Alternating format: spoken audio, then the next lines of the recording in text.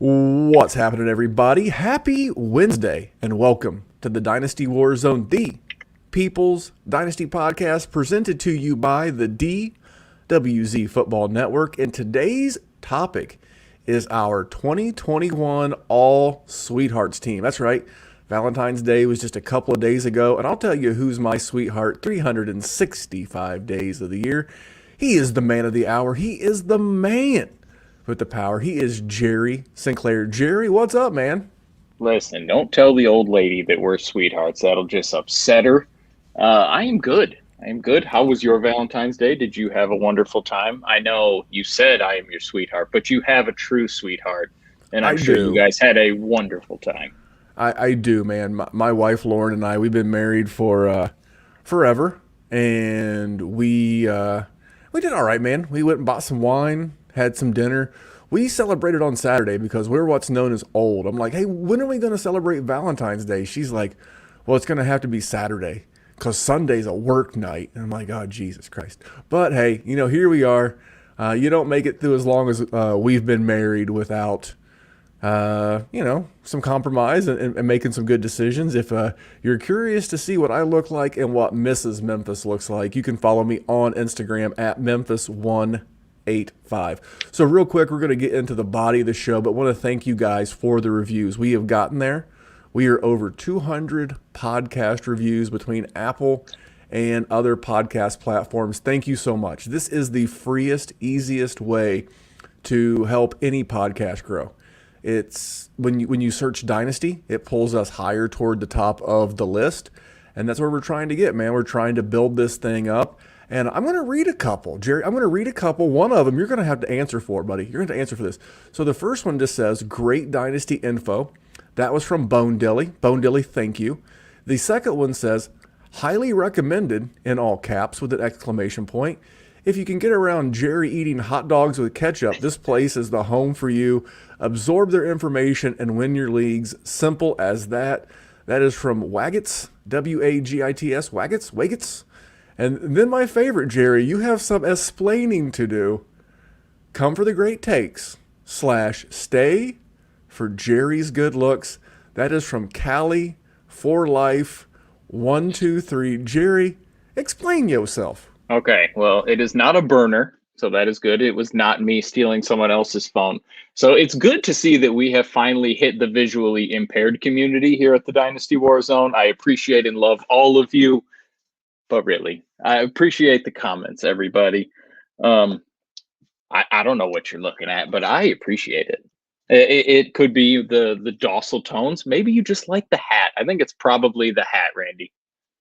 It could be the hat, man. I've always said that hat makes you look so gangster. It makes you look like a young Ice Cube.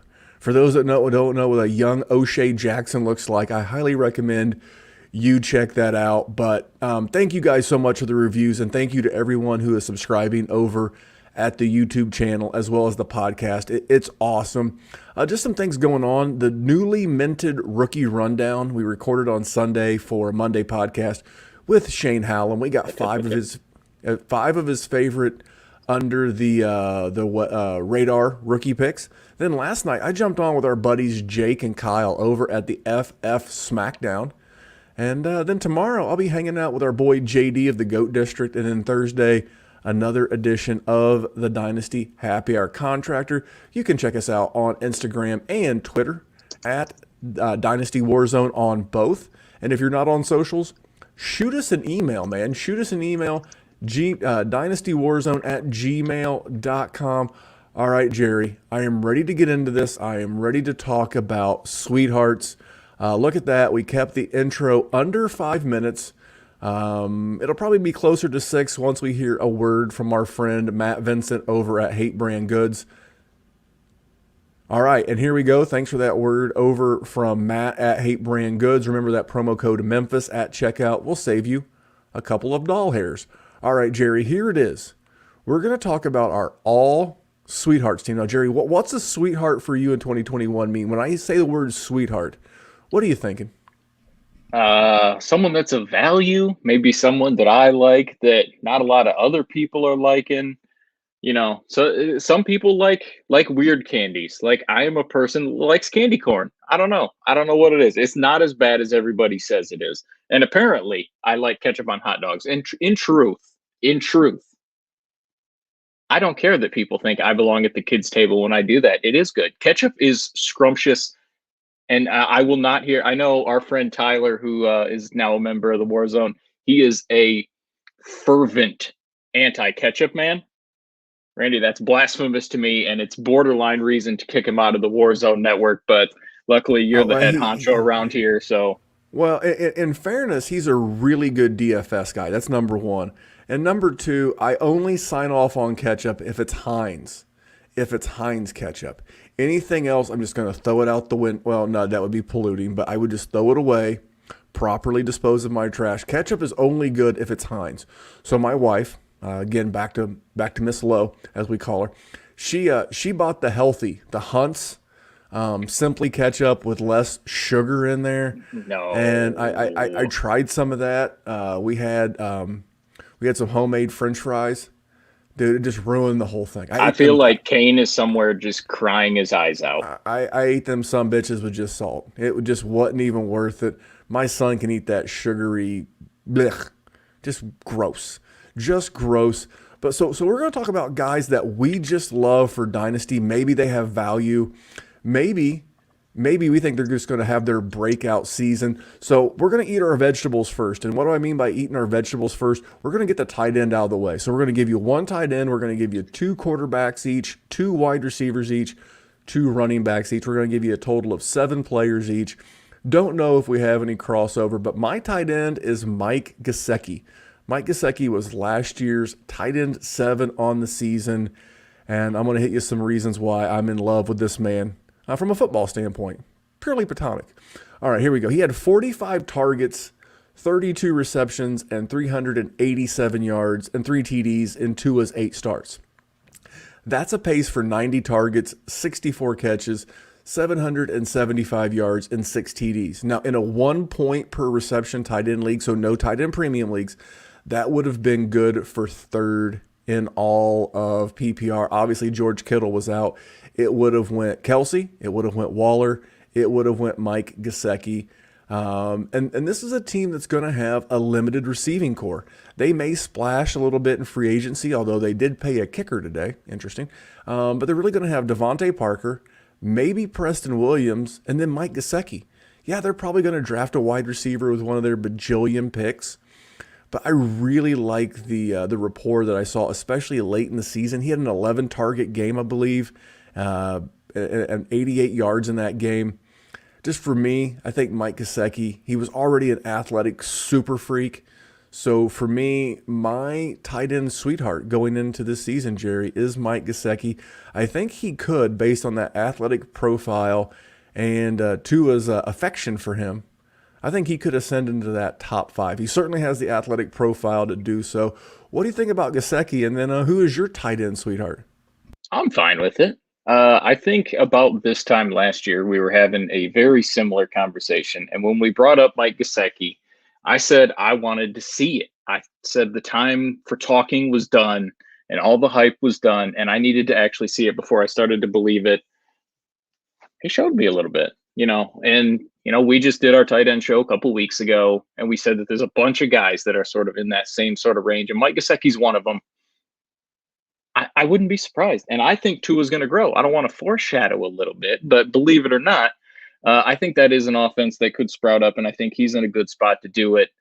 My guy is sort of a person that I have generally hated also, because that's the tight ends, and that's what I do is I generally hate tight ends. He's been injured quite a bit. He's not on a great offense, but I think because he's on an offense that is devoid of a lot of wide receiver talent, and he does show you a little bit every once in a while, that I'm finally starting to buy into it a little bit, because that value, you know, people that have owned him are starting to hate him because of the injuries. And that's Evan Ingram of the New York Giants. Polarizing figure, you know, that's what I'm saying. If you drafted him, you probably drafted him 106, 107, sort of the Kyle Pitts of that draft class. You've not gotten a ton. And you look at him last year, I mean, he hasn't played a full season, and that's not good. But we're starting to get into the range where tight ends, they struggle when they come into the league, and yet we double dip on the hatred for them when they do. He's getting into his age 27 season. He's coming off a 63 catch year. The touchdowns weren't there. And if he had, the 650 yards that he had, but he had 6, 7, 8 touchdowns, we're talking about a different situation. He's in everybody's top 10. We're going to talk about how he's going to grow and yada, yada, yada. But he didn't. And touchdowns are big, but touchdowns are not predictable. So I think because of the value of Evan Ingram, where everybody is so down on him and he's just a guy. I think that's why I like him. I think that's why he is going to be a guy that I try and scoop up with as much as I can, especially if I am a tight end needy team, which we're in a league together in the UPL where I was, and I just traded for him. So I am a man of my word when I say that I am in on Evan Ingram a little bit this year. It's not all talk. There's a little walk to it. I like Evan Ingram, Mr. Butterfingers. And I'm going to talk more about this offense in general. Here in a couple of selections, but I do like Evan Ingram. I'm really excited to see what that New York Giants offense can look like with everybody there. Let's get everybody healthy. Let's add a wide receiver. I don't want to give away too much, but man, just to think of what that offense could be, man, good stuff. All right, I'm gonna go to my QB1. Everybody loves QB. See there, Jerry. It's like ripping a Band-Aid off. We're past tight ends. Mike Gesicki, Evan Ingram. See, we're done. We'll just move right on to the next position. For me, QB1, my QB1 sweetheart, Joey Burrow, a guy that I was not a huge fan of coming in. And I'm still very, Jerry, it's your favorite word, I'm still very trepidatious about Cincinnati, the organization, Mike Brown, the owner / GM. But man, did Joey Burrow look like the goods? I'm not going to bore you with a bunch of stats. He was top 18 as a rookie. He was averaging about 17 points a game in a standard quarterback scoring format with 4 points per throwing touchdown.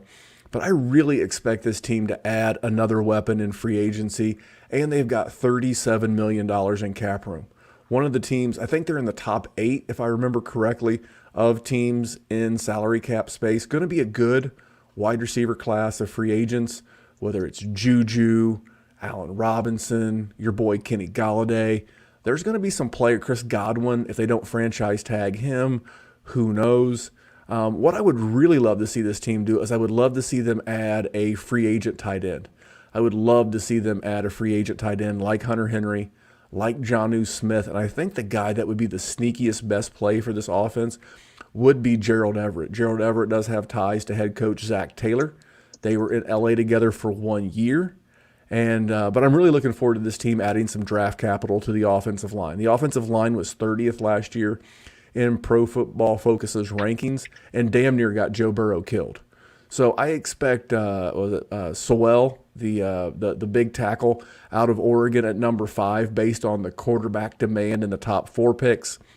And then maybe add another lineman in free agency, as well as moving former first-round pick Jonah Williams to the other side of the line and really fortify this line. That would be good for everybody involved. But man, I'm expecting a big leap for Joey Burrow. He is the end of a tier break for me in a dynasty startup. He's right around QB 8 or 9. And I am really looking forward to seeing what Joey B's got, man. So that's my QB1, Jerry. Anything on Joey B before you give us your QB1? Yeah, I was trying to avoid overlap as much as I could so that we could talk about guys, but Joe Burrow would definitely be in mine too. I like T. Higgins, and I think Joe Mixon at some point is going to put it together. I think we need to work on Taylor, but we've talked about that ad nauseum. I'm not going to talk about that anymore, but I'm in on Joe Burrow. I agree with you. My guy is one of the other guys that was in that draft class, and that's Tua Tagovailoa. I don't want to surprise you, but if people are down on somebody, I buy them. I don't know what it is. It's like either I'm a glutton for punishment. I try to be just the hipster in the room that's ahead of the curve. I don't know what it is, but everybody is down on Tua, especially if he ends up getting traded for Deshaun Watson and they bail on him after 1 year, Josh Rosen-esque moves. Man, the guy wasn't that bad. Yeah, I mean, the first 8 games he played, he had 2 interceptions. The last game was bad. The last game against Buffalo, he threw the 3 picks. It was not great. I don't know. He wasn't that great, but he also wasn't that bad. Like, I know that he came in as a freshman and he won a national championship, and everybody thought he was going to be Deshaun Watson. Okay, so he wasn't his rookie year. Is it the end of the world? Are we playing redraft? Is that what this is? Listen, Tua is a value. I don't care. Listen, Tua has 100% lost value since the time he was drafted. Would you disagree? I don't think he's lost as much value as maybe you think he did. I think if his name was John Smith and not Tua, I think he would have lost some value. I think if he had went somewhere other than Alabama, he would have lost some value. I think if he wasn't a Debbie Darling and we weren't tanking for him, he would have lost some value. I think the fact that he's like one of those one name players, like a LeBron, it makes it easy. like Pele. People just know him. So I don't think you've lost a horrible amount of value. And I am not on Team Tua, but I respect it. I actually firmly believe that he is the starter. I don't think that he is in jeopardy of being traded for Deshaun Watson. I also don't. And I believe that this is his team. And I think I love I will say this. I love your comment about wanting to get players at value. It would be really easy in a really boring show if I said, "Oh, well, Patrick Mahomes, great." Everybody loves Patrick Mahomes. Shit. Yeah. Write that down. No shit, Patrick Mahomes, he's good. But we're trying to give you some guys, and I'm going to hit you with another guy. But what else were you going to add about Mr. Tagovailoa?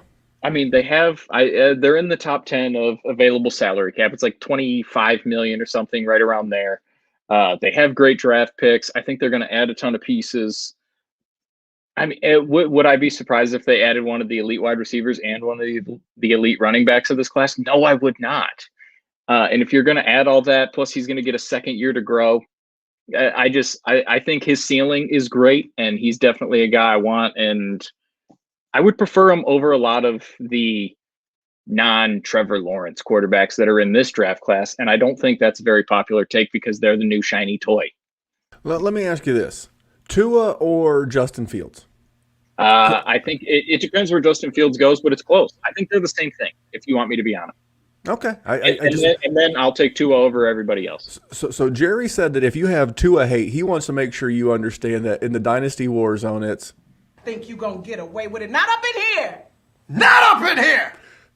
Jerry will not tolerate any Tua hate up in the Dynasty War Zone. My QB2, and I'm a sucker. I am a sucker, but I love this man. It's Daniel Jones. Daniel Jones, the undervalued Konami Code quarterback. Man, this guy finished seventh in quarterback rushing yards last year, but he only played 14 games due to a hamstring issue. And then once he came back from the hamstring issue in his final 4 games, he only had 39 rushing yards in those 4 games. But before that, he had 387. He was averaging 39 rushing yards a game. That's 600 yards that's a 600-yard pace is the best way to put it. 600-yard pace out of Daniel Jones. You would never expect that out of him. I think he was also hurt by major touchdown regression. As a rookie, he had 26 total TDs, 24 passing, 2 rushing, and only 13 games. So he was giving you 2 total touchdowns on average a week versus only 12. He only had 12 touchdowns last year, 11 passing, 1 rushing, and he played 14 games. He played a brutal schedule to start the year. He lost Saquon Barkley. And what I'm interested to see is the second year in this Jason Garrett offense. Jason Garrett has put together some really good offenses over the years, going clear back to the Tony Romo days. He's going to get the return of Saquon Barkley. We talked about that a little bit earlier. This is the presumptive add of some new pieces as they're under the salary cap barely. So they've got some, some money to maneuver and maybe add a big piece in free agency. I would love to see Jerry's boy, Kenny Golladay, wind up here. Everybody gets to work down a level.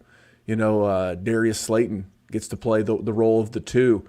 Sterling Shepard plays the slot. Evan Ingram plays that, that seam stretching tight end. And then you get Barkley back. And, another thing they have to do, they have to upgrade this offensive line. This is Pro Football Focus's 31st ranked or second worst offensive line in the league. So you think that offensive line Joe Burrow was playing behind was bad. The New York Giants said, hold my beer. And I'm really excited. I think Dan Jones can return back to closer to what we've seen his rookie year. Because if you remember, and you don't because we live in a fishbowl as Dynasty GMs, but if you remember this time last year, we were all pretty excited for a guy named Dan Jones. Maybe not on the level of hype of a Justin Herbert, but a guy who had a pretty darn good rookie year. Again, 24 passes. I think Herbert had 28 passes, TDs this year. So for me, it's all about Daniel Jones and all about Jerry sneezing on microphone. Jerry, who is your QB2 Gesundheit? Did I really sneeze? I thought I had it muted. You did not, sir. I'm gonna leave that in. It's for free. That is why I can't That's have why nice it's the things. people. People sneeze, Jerry. It's the people's podcast. People Listen, sneeze. that's why I'm a shit host, co-host. That's what happens. The fact that I haven't been replaced is a miracle. It's probably because we have people that are saying I'm super good looking in the reviews. The fact that you're handsome does not hurt. But let's be honest, I can't do interviews with COVID going on. Like the whole interviewing policy is all screwed up. So anyway, I want to know anything on Daniel Jones, and I want to know who is your QB2. I'm cool with it. I mean, he's a guy that has a ton of value, and that was a bad offense. It was a piss poor offense. I just talked about Evan Ingram. I would love to see them bring in some more pieces. I think that would only do wonderful things for him. And, joking memes aside about him falling on that big run when nobody was around him, he has the ability to do it. And there is not a ton of guys that can do that. And you need rushing in fantasy if you want to win. So I am cool with it.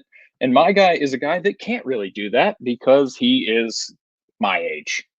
He can run better than I can. He does not get winded when he's running to Dunkin' Donuts like I do. But mine is former Detroit Lions quarterback, current Los Angeles Ram Matthew Stafford. I'm just excited to see that man in a Sean McVay offense. Excuse me. He has been with the Detroit Lions. Kenny Golladay has been shut down twice in the last 2 years. Marvin Jones was shut down for parts of it. They've not had great schemes. He gets Sean McVay. He gets Cooper Kupp. He gets Robert Woods. He gets everybody else. He's got a running game. He's got the creative mind. He's in a dome still. I'm excited for Matthew Stafford. I honestly think that he is on the precipice of revitalizing his career and being a borderline QB1, sort of like a better version of what Kirk Cousins is. Like Kirk Cousins is the unsexy guy that finishes as QB 11 overall and nobody gives him credit for it. The difference is if Matthew Stafford does it, he'll actually get more credit for it because for whatever reason, people like Matthew Stafford more than they like Kirk Cousins. I think he can be what Matt Ryan is, sort of that guy that you have him on your team and he's your QB2, but he finishes as QB9 overall. And every once in a while, he finishes as QB4. I think that's what he's going to be in that offense. And I think he's going to be there for a while, which he better be because they traded a lot for him. I'm excited for Matthew Stafford. But there's the part of me that also wants to see this man win. So you have no biases for Matthew Stafford. What is your outlook on this LA situation? Initially, I was kind of like very meh about it. And then I started doing a little bit of research. And the one thing and I love Jared Goff. I've been a Jared Goff guy for a while. I still think he can be a productive QB2 in a super flex, even in Detroit. But what I like about Matthew Stafford is when I watch Jared Goff, many times I'm like, throw it, throw it, turn it loose, man. And I don't think Matthew Stafford's going to have any issue turning it loose. The one thing I really hope this team adds, and it may come at the expense of some targets to my man Cooper Kupp, to Bobby Trees, but I really want to see a burner. You think about how this Sean McVay offense functioned when you had Todd Gurley, and we're going to talk about Cam Akers here in just a bit, but you think about how this offense functioned when they had a legit workhorse running back, and the missing ingredient, if you will, is Brandon Cooks. Now, are you going to find a Brandon Cooks? They can probably trade for him. I mean, he's been on a new team like 4 years in a row, but a guy with that kind of field stretching speed to allow Cooper Kupp and Robert Woods to really dominate that intermediate to, that 15, 20 yard down the field range, and then Cooper Kupp is such an awesome after the catch wide receiver. I just don't think there's going to be that afraid to turn it loose with Stafford. So I would agree. I am excited, and I'm also excited to call a timeout, and I'm going to run a timeout for our friends at Veridian Global. Now, this is our apparel provider. If you watch me on the Dynasty by Design, my boy Matty Big Chest podcast, you see him wearing a Dynasty Warzone hat. You see Jerry rocking that ultra clean black flat bill DWZ logo. It looks so good. I mean, obviously the ladies like it. Callie from whatever in that review, she loved the way Jerry looked in that hat. So that's kind of rad. So Dynasty Warzone merch, man, we've got t-shirts, we've got raglans, we've got hoodies, you name it, we got it. And then we've got some fun novelty t-shirts. You know, Maddie hooked up a Memphis Propzilla t-shirt. We've got TJ Hawkamania. We've got Aaron Godgers. I think there's a Dan Campbell biting kneecaps t-shirt finally. And all of that's available at Veridian Global. So just head over to Veridian Global. That's our apparel provider. That's Veridian, veridianglobal.com. And if you listen to Maddie's show or follow Maddie on Twitter, he can hook you up with a promo code for first-time buyers. So thanks for checking them out. And then, Jerry, do you have an RB1 you would like to talk about on this particular show that you're in love with? Who do you love at the running back position? I want you to know, to the people that are not watching on YouTube and the people that are driving, hopefully not, in a foot of snow like we got here, that I'm grinning because you already know who it is. And it's James Robinson, because here's the thing. No matter what James Robinson does, the man like Rodney Dangerfield can't get no respect around here. And I find it appalling. You got Urban Meyer coming. You got Trevor Lawrence there. Why in the Sam hell do we think James Robinson is not going to be efficient? This man was the only speck of a putrid offense last year in Jacksonville and was still getting 1,400 yards in 14 games and 10 touchdowns.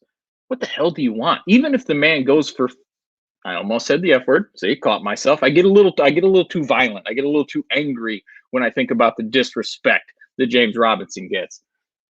Even if the man got half the touchdowns and 1,100 yards, that's where people are valuing him right now. And that is a tremendous drop from where he was last year.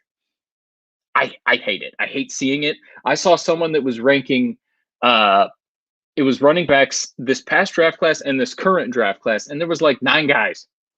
James Robinson's not even on the list, but he was the most productive out of all of them.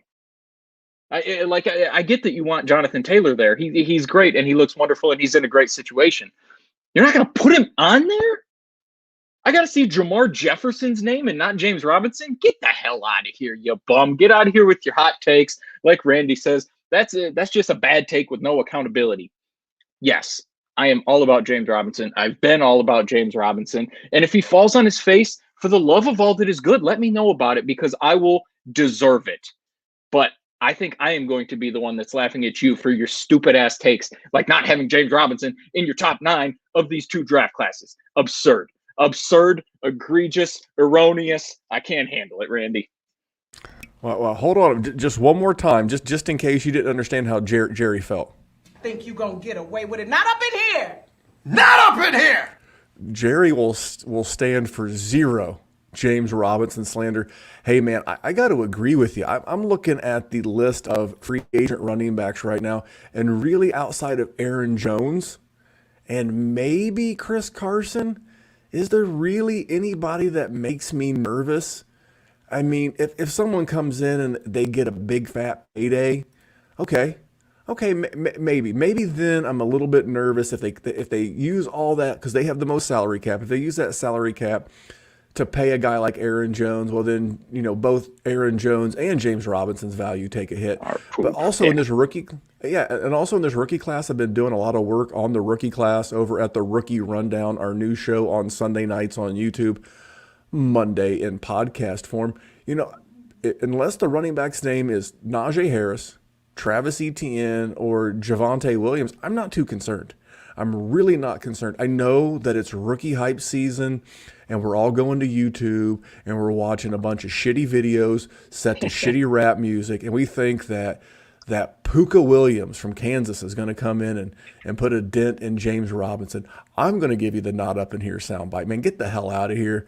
I'll tell you another guy that people are a little bit, Jerry, trepidatious on, but I'm going to clear that. I'm going to clear that up for you right now. His name is Antonio Gibson. And I have a ton of faith in Scott Turner and this offense. I mean, they're clearly going to get a quarterback upgrade. No offense to Alex Smith. They can change the Comeback Player of the Year award to the Alex Smith award. The guy deserved it. But they're going to get a quarterback upgrade, whether that's in the draft or whether that's via free agency.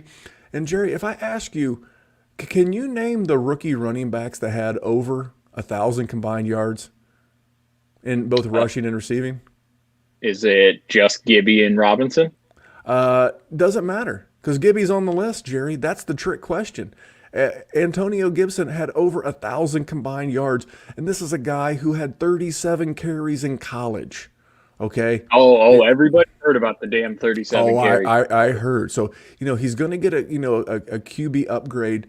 I've heard Marcus Mariota. I think Mitch Trubisky would look interesting in this offense for a year. I don't know. This is what happens when you win a bad division and get a pick in like 19th overall. But I am a big fan. This was Pro Football Focus's 6th best offensive line. And this team has got $31 million in cap space. They can certainly add some more weapons to pull, defenders out of the box. I am stoked to see what Scott Turner and this offense is going to look like in 2021. And the Turner family, Scott is the son of Norvell, a.k.a. Norv Turner. And the Turner family, including Scott, have a history of bell cow running back usage. I don't think you're going to see the crumb bums and shoe clerks that are Peyton Barber, J.D. McKissick. Jerry, tell those bums to get the hell out of here. Get the stepping. They might have one guy as a backup, but I really think after a year of experience, I think you're going to see a monster 2021 out of Antonio Gibson. Inject him right into my veins in all formats, especially in redraft too, man. People are not going to give him the credit. And I would much rather, in a super flex go for a quarterback and pass on a Jonathan Taylor and take a shot at a guy like Gibby later in the draft. I know I'm going to give up a point or two per game, but dude, Gibby's going to be badass this year. So give me Antonio Gibson as my RB1. What do you think about Gibby? And then who's your RB2? Oh, let's talk about how Jerry fell for the 37 carries in college and was wrong on Antonio Gibson. Come on. Yeah, I did that. That was me. I'm with you, though. Listen, I will eat crow when it is necessary that I do it. The thing is you have to learn when you make those mistakes, and you have to not double down on it. Gibby's good. Gibby's going to be there. I was worried that they were going to potentially draft someone to replace him or, bring somebody in. Why do that? Why do that at this point? I can't see it. So I'm about it. It sucks. It hurts the ego. That's the problem, Randy, is that you want to be right about everything. But my second guy is a guy that is certainly not for the lack of hype, because he is getting lots of love. Like I said earlier, I like the guys that are not getting any love. This guy is getting plenty of it, and I am all aboard, and that's J.K. Dobbins. This is a dude that scored touchdowns in like 7 straight games almost to end the season, or like 7 of the last 8. He was explosive. He looked great. He's on a great rushing offense. He was borderline close to 1,000 combined yards, and he had to split tons of time. And that was with Lamar also, not just the other running back. I think the sky is just sky high. Like, we're talking Alpha Centauri for J.K. Dobbins. He could easily be, that's the one of the closest stars, Randy. You're giving me a shocked look. I think Proxima Centauri is the closest. We're learning science today on the Dynasty Warzone. You told me you were taking up astrology in college. I just thought you meant you were taking up space in college. you're like physical space. I didn't realize it was astrology, but keep going. You just keep firing away. I mean, I would not be shocked if this man was RB1 at some point in his career, and it could be soon. I just think that he could get a ton of touchdowns. He could get a ton of work. They're not going to be in an offense that is just going to be slinging it and throwing it for 5,000 yards. You've watched Lamar Jackson play this game. That is never going to be his game. It is always going to be running it. And I think if they can be dynamic and they can be tricky with a J.K. Dobbins or himself running it, it's going to be tough to stop for any defense. I don't care if it's Pittsburgh. I don't care if it's Cleveland. I don't care who it is in that division. Those are two great runners. It is going to be fun to watch. I'm aboard J.K. Dobbins.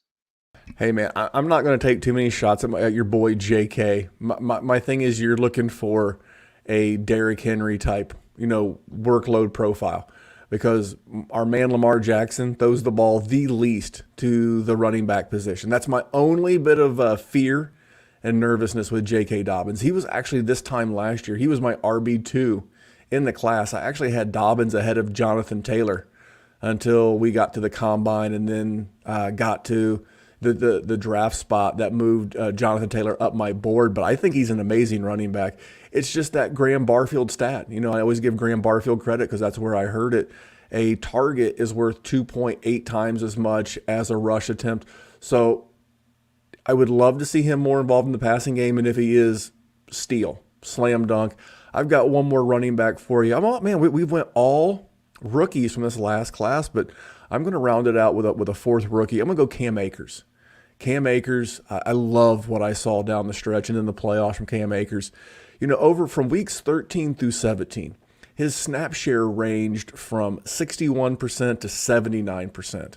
And he played 52, 50, 36. He did miss a game, so he had 0, and then 48 in the final 5 regular season games. And in that time, he averaged 13.9 PPR points per game over that stretch. And I think that is his absolute floor in 2021. He got the QB upgrade, man. He got your boy. He got Matty Stafford coming over at the QB position. And again, like I said, Matty's going to push that ball down the field. You're not going to be able to jam up that line of scrimmage.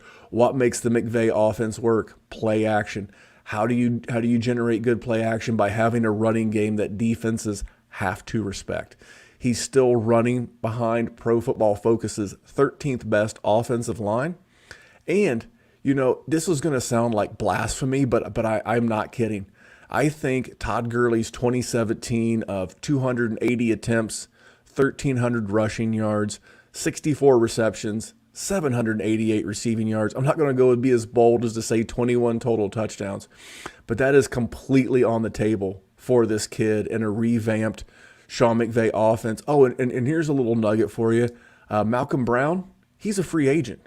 He's a free agent this coming off season. So if it's just Cam Akers and it's just Darrell Henderson in this backfield, and Sean McVay wants to try to find that surrogate, that replacement for Todd Gurley, if he gets 80% of that Todd Gurley stat line from 2017, it's to the moon. It's absolutely to the moon with Cam Akers. So I'm a big fan. Jerry, anything on Cam before we talk about some ball catchers?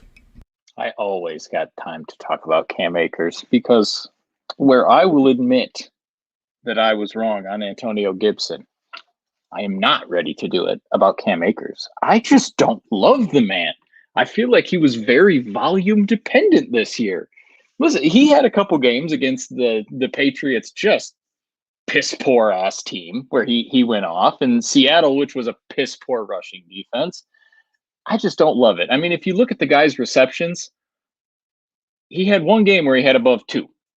Now, I know Matthew Stafford's coming in, and he did actually pass to DeAndre Swift quite a bit. I think you are high as giraffe nuts if you think he's going to sniff what Ty Gurley did in 2017. Hey, I've been accused of this before, but I like my running backs attached to less than mobile quarterbacks back there. Not that Matty can't get out like on a bootleg or whatever, but if I had the choice between for my running backs, this is what benefits the running back. A guy like Lamar, who first read, second read, run. Matt Stafford's first read, second read, check down. So I think that to think that he would only need 4 receptions a game to get to 64. That's not a ton, man. That's not a ton. And I think you look at those snap percentages coming down the home stretch. I think you see a clear path of what they want to do with him. And I think that's fair. I think if I am going to invest in Cam Akers, it is this year, because I don't think Darrell Henderson is the guy. I was a bit of a Darrell Henderson guy, and he did show some things. Don't get me wrong. So he's probably going to be involved a little bit, but Cam Akers was better. I mean, the stat line shows it. How many touches did that man get down the stretch? He had over 25 touches in like every of the last 6 games. Clearly, he's the guy. He was banged up too. In fairness to your boy Darrell, so listen, he's better than I thought he was going to be. And he's better than he showed at Florida State, in my opinion. I thought he struggled a lot there, which is why I don't have a ton of shares of him. I'm not ready to jump on the hype. I don't think he's, the RB2 or RB3 from this class. I would still prefer Clyde Edwards-Helaire. We didn't talk about Clyde. Can we talk about Clyde a little bit? Because I want. You're the co-host. You can talk about whatever you want. All right. So this is a bonus. This is a third love. Yeah, it's just you're the co-host. Do whatever you want. It's just because people hate him. This circles right back around to everybody hates this guy. He's the Kansas City running back. He was a rookie. He had over 1,000 yards. What the hell do you want from the man? Like, I know it was not, a repeat of week 1 16 times. It wasn't Kareem Hunt's rookie year. I get it. Kareem Hunt's a cyborg, though. If you put Kareem Hunt back on the Kansas City Chiefs, he would continue to do the best thing, because you'll never convince me that he's not one of the top 3 or 4 best running backs in this league. He's just in a bad situation. But I think Clyde Edwards-Helaire is still primed to get everything we thought he was going to get last June. It just didn't work out. I mean, they didn't run the ball a ton, but they didn't really need to either, even though we got to the final game. And what did we see? We saw a team that was not prepared, and they relied on the pass, and they got eaten up because of it. You know what would have beaten a lot of those pressures? Little dump offs to a pass catching running back who destroyed the SEC. I don't know. I'm just saying. Listen. He's like Tua, but I actually prefer Clyde Edwards-Helaire a lot more than I prefer Tua. The perceived value of the man has gone too far. If you want to downgrade him a little bit, fine. But there is not a running back that is going to get drafted. Maybe one. Maybe if Atlanta takes a running back in the first round. But there is not. But are they going to take one in the first round? After the Rashad Penny situation, I don't really think they are. I wouldn't have thought that, the Bucks were going to take running backs as often as they were, but yet here we are. Okay, all right. But I can't predict these things. I wouldn't call it. I would call that unlikely. But let's say it does happen though. Let's say it does happen though.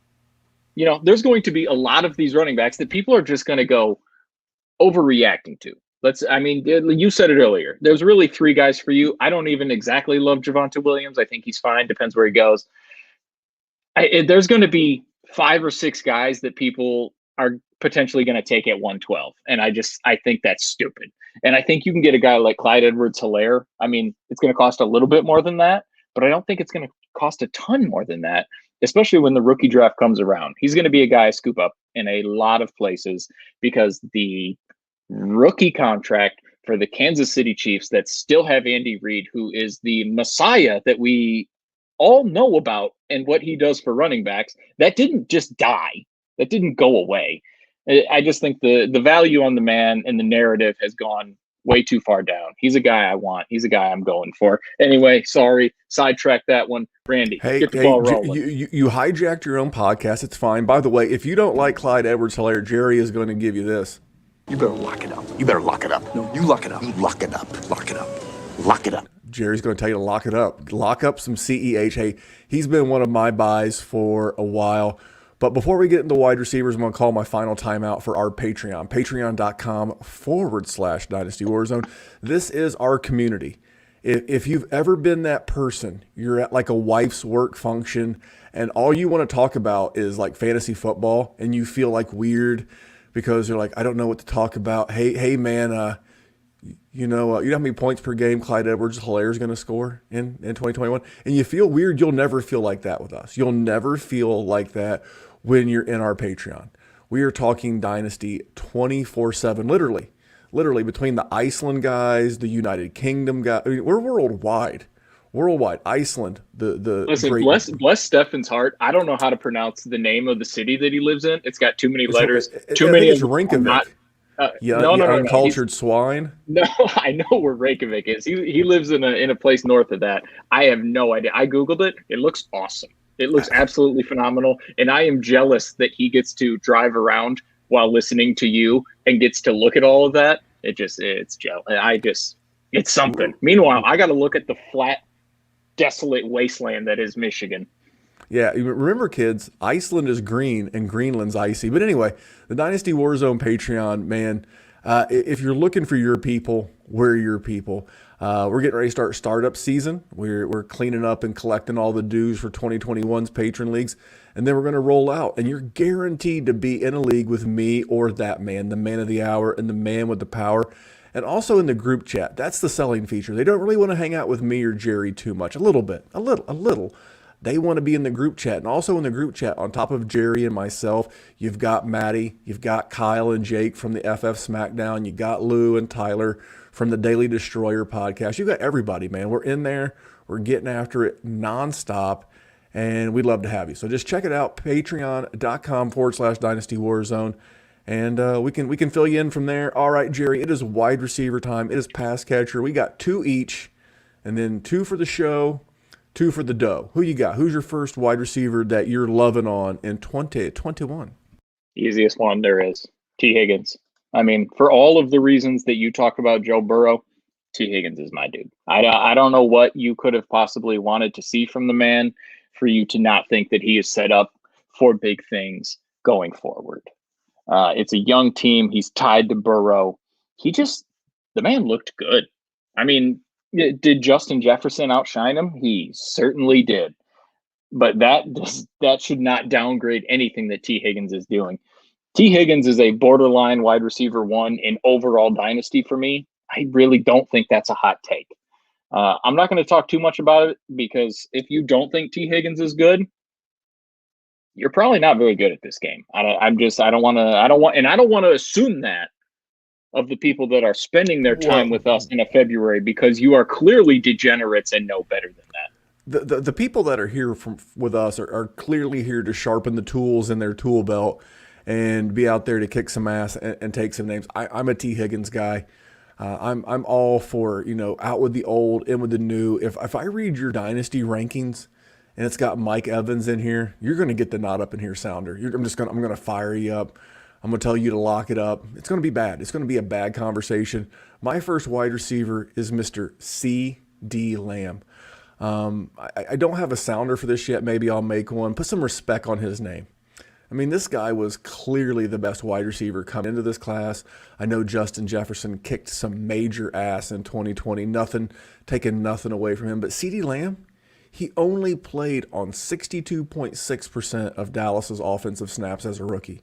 And he still managed 111 targets, 74 catches, and the quiet, 935 yards receiving that you'll see from a rookie wide receiver. How could he be this heralded? How could he have 935 yards and still, he's being overshadowed by the likes of Justin Jefferson, even your boy T. Higgins, and in some cases Brandon Ayuk.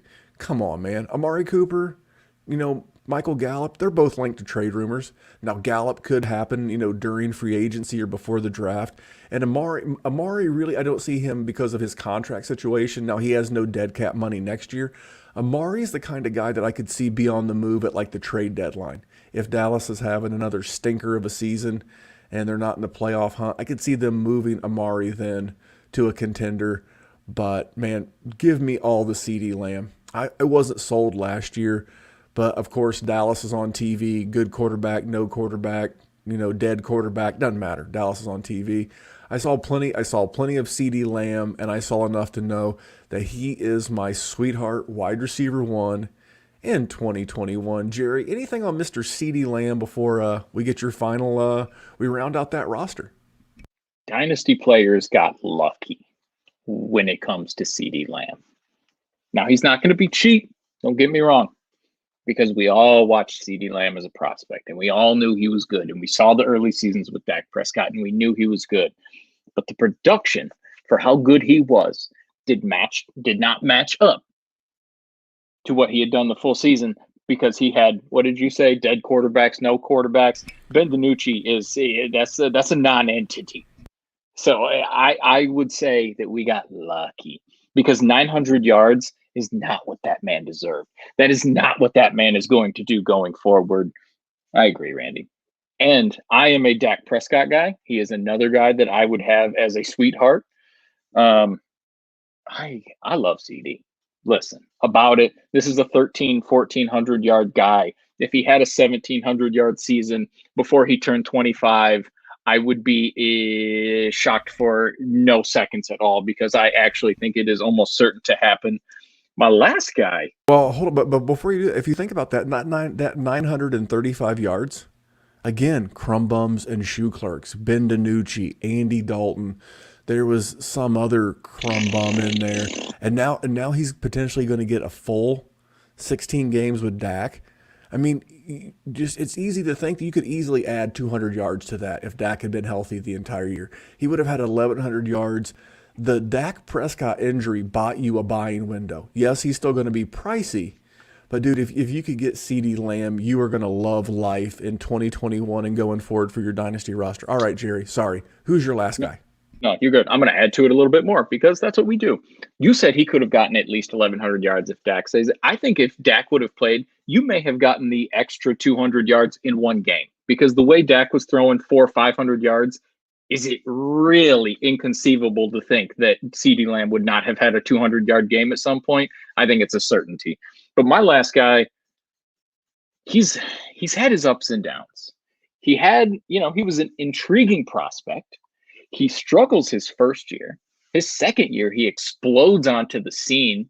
He had a great combine. This year, not as great. That is DJ Chark.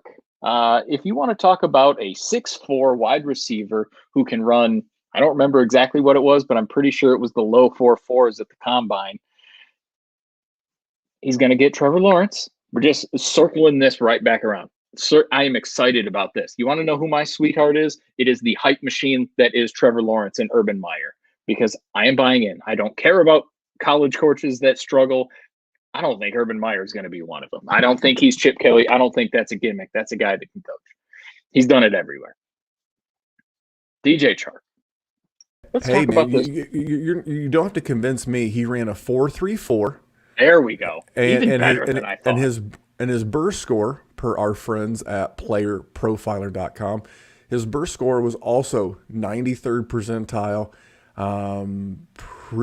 Pretty good, physical metrics. He's listed at 6'3", 200 pounds. And that could be part of his injury issue. Man, I'm with you. Put this thing together with a healthy Trevor Lawrence. But I'm sorry, I wanted to chip in with the speed ranking that you were looking for. And then you look at last year, right? Last year was he didn't have as great of a season. I mean, he still had 700 yards and 5 touchdowns on the worst team in the league. They're picking 1 overall, and he only played in 13 games. This man was a borderline 1,000-yard receiver on a 1-in-15 team, and the 1 was in week 1. So it was 15 straight weeks of just poopy diarrhea diapers for the rest of the season. And now you're going to add Trevor Lawrence and a better coach who's really known for dynamic offenses and has coached lots of good wide receivers. How you doing, Terry McLaurin and Curtis Samuel and Michael Thomas and tons of guys, Percy Harvin. I mean, a lot of guys, a lot of talented guys have gone through Urban Meyer. He knows what he is doing. And now you're going to get DJ Chark. And I do expect them to sign somebody. I'm guessing you do too. If Chris Godwin ended up there, I wouldn't be surprised at all. They've got a stupid amount of money.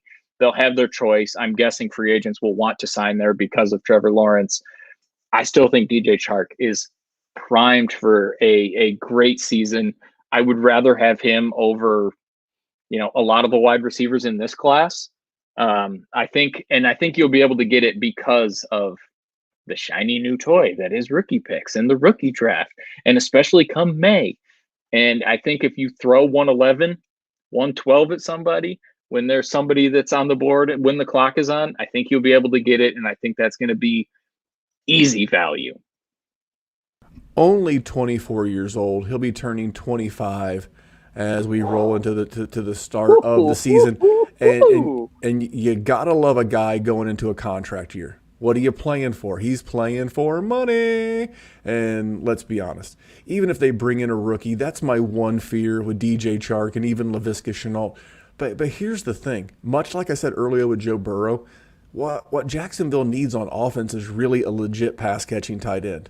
Could you imagine Jonnu Smith in that offense? Or, again, Gerald Everett. Gerald Everett, by the way, sneaky buy in all forms of dynasty.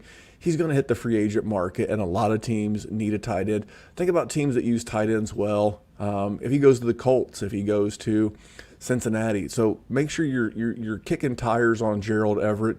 Don't come across as too gross and gropey. Your league mate will get suspicious. But Gerald Everett, but Jerry, I love the call on DJ Chark, because I was talking about him on some podcasts myself. My last guy and the final guy of the show, Deontay Johnson, Pittsburgh Steelers, last year's wide receiver 21 in PPR. He had 2 less points on the season than the ultra-heralded and personal favorite of mine, Terry McLaurin. In 1 less game, really, because he got hurt. Terry missed 1 game. They both basically played through injuries, but think about all the hype that TMC gets versus the hype that Deontay Johnson gets at times. And he had 10 more points on the season than DJ Moore. And DJ Moore missed a game. They played an equal number of games. He had 88 catches on 144 targets. Think about that. 144 targets, only 923 yards. And Jerry's boy, Juju, he's leaving town. He's taking his TikToks, he's taking his dancing on the logo and his bicycle, and he's going to take that show on the road. And when Juju leaves the Steel City, he's leaving behind 128 targets. We only need Deontay Johnson to get 16 of that 128. That would give him 160 targets. You're talking about a wide receiver that's poised for 10 targets a game on average. Pittsburgh is currently $15 million over the cap, so the odds of them bringing in a free agent is not very high, at least not mathematically. And I went to Steelers Wire, as well as Steel City Insider, where our boy Shane P. Hallam writes. And the guys at Steelers Wire, which is part of the USA Today, series of teams, they have wide receiver as their 9th biggest need.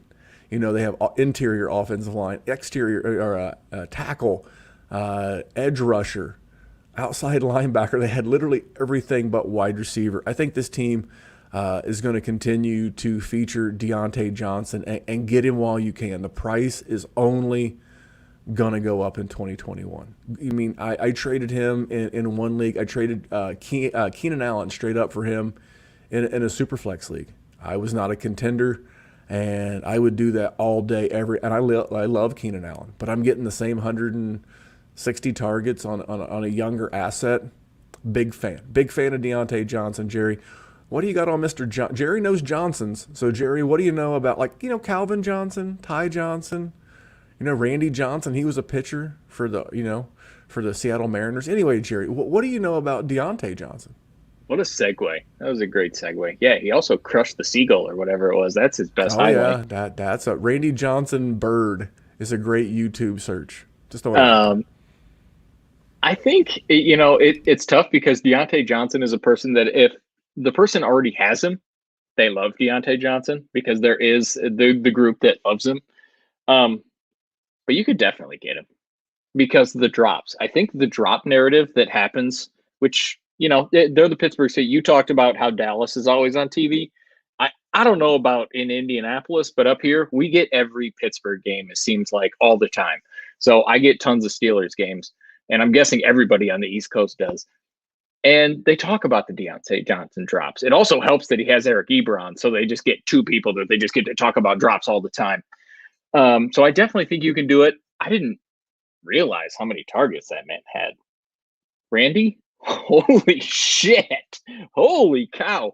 And when you add the Juju targets he's not going to get re-signed. When you add the fact that those are going to be open, that's silly. I know they're going to want to peel back the passing game a little bit. So let's say that 60. What are they going to do? They're going to draft somebody and they're going to rely on that over Ben Roethlisberger? I don't think so. I think they're still going to pass it. So the Pittsburgh offense is obviously one that you want to be, hooked up with from a fantasy standpoint. I know Yes. I do. That's redraft. That's dynasty. I'm a little concerned when Ben retires, but what are they going to do at the running back position? They're over the cap. That means they're probably going to draft somebody. If there's one team that I am, toward my top 5. So if I had to rank my top 5 off-season teams that I'm fascinated to watch, Pittsburgh has got to be in that top 5 because they need to figure out their third wide receiver. Is it James Robinson? They need to figure out their running back. They're probably not bringing back James Conner. Do they draft somebody? If they sign a free agent, where's that money come from? They've got to re-sign Bud Dupree. They need to get that offensive line a little bit younger. They have got a lot of questions to answer in Pittsburgh. But, man, I hope we answered a lot of questions for you guys tonight. This is our All Sweethearts team. Jerry and I have done this. I think this is the 3rd year in a row and always a favorite of you, the listener. So we hope you enjoy this. But here's the thing, Jerry. It ain't always all moonlight and canoes. It's not all flowers and chocolate. Sometimes, man, you got to break up. Sometimes you got to look at somebody and just say, hey, you know what? It's not you, it's me.